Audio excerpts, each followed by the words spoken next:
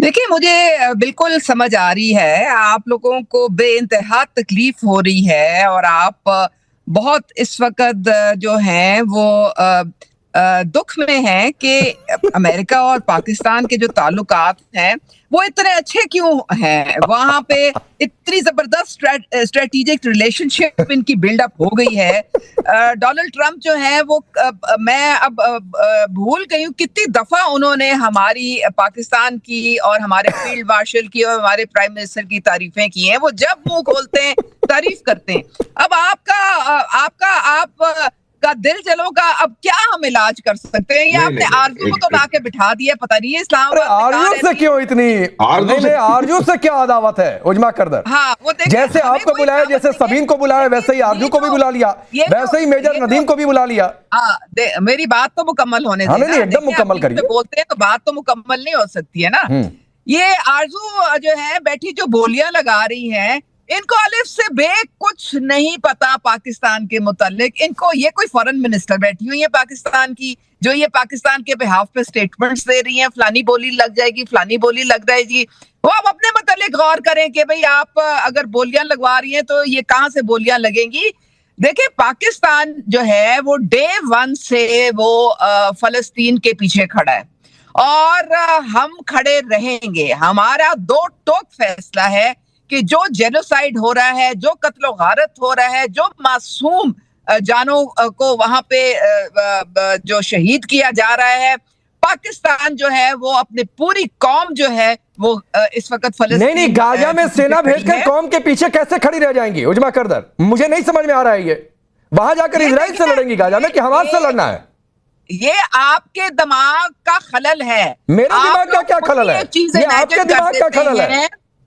आप एक खुद ही चीज इमेजिन कर लेते हैं जिसका वजूद ही कोई नहीं। अभी अगर जा रहे हैं हमारे फील्ड मार्शल अमेरिका, आपको क्या पता कि वो क्या करने जा रहे हैं? गुलामी करने? क्या पता उनका क्या एजेंडा है? गुलामी करने, टुकड़े बटोरने, इतने के लिए ही जाते हैं। आप तो अपने दिमाग से कुछ स्पिन स्टोरी बना लेंगे और फिर इसको जनाब आप झूठ को और डिसइंफॉर्मेशन को आरजू, चूंकि बहस में आ रहा हूं, आरजू 30 सेकंड जरा इनको रिप्लाई करिए। बार बार आपका इन्होंने नाम लिया और एक तो आपसे बड़ी न जाने क्या अदावत है, सबीन को भी अदावत, नदीम को भी अदावत, उजमा जी को भी अदावत है।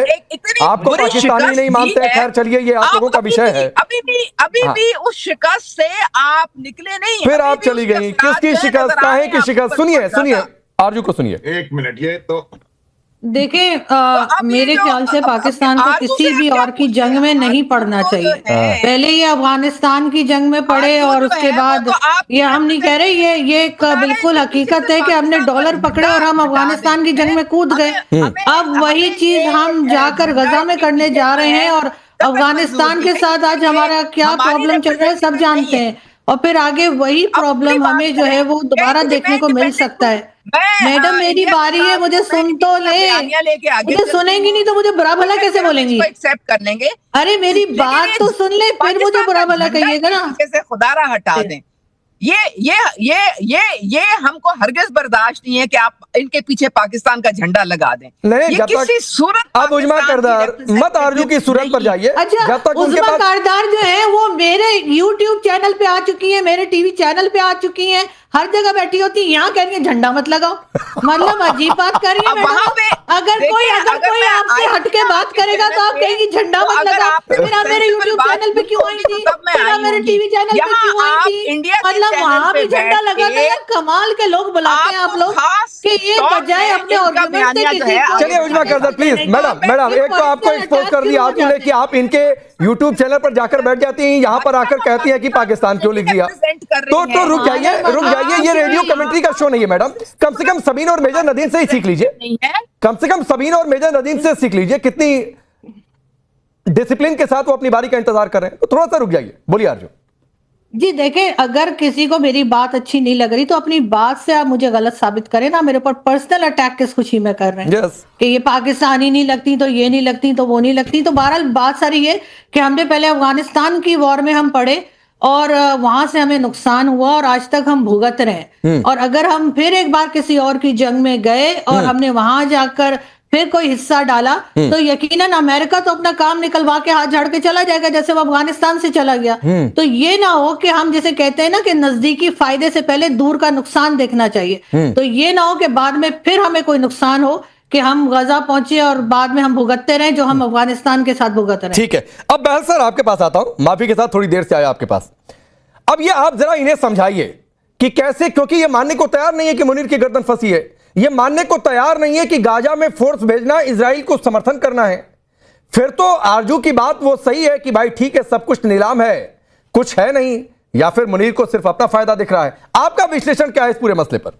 मैं एक पंजाबी की कहावत कहता हूं, एक साइड ता खूहेगी तो दूसरी साइड ते खाई।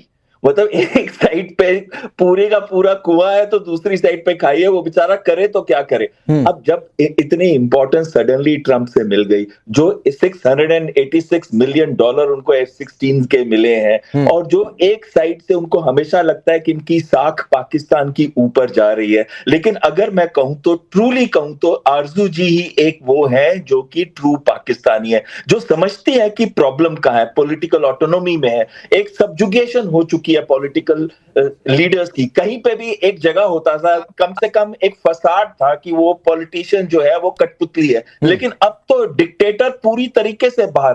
ऐसे डिसीजंस जो लिए जाते हैं अलग अलग देशों के अंदर, वो उनके पॉलिटिकल लीडर्स लेते हैं। एक मुनीर नहीं लेता है, एक आर्मी का चीफ नहीं। हमारा तो आर्मी का चीफ देखिए बिल्कुल ऐसी चीजों में बातचीत नहीं करता, वो जो भी कहता है हमारी पॉलिटिकल लीडरशिप जो कहेगी। लेकिन यहाँ पे मुनीर कहता है जो मैं कहूंगा वो ही मानेंगे। और अगर इनको जो प्रोटेक्शन की बात कर रहे थे ये मुस्लिम्स की, इससे पहले मैं एक चीज बोलना चाहता हूं उसके बारे में कि ट्रंप इनको क्यों चूज कर रहा है।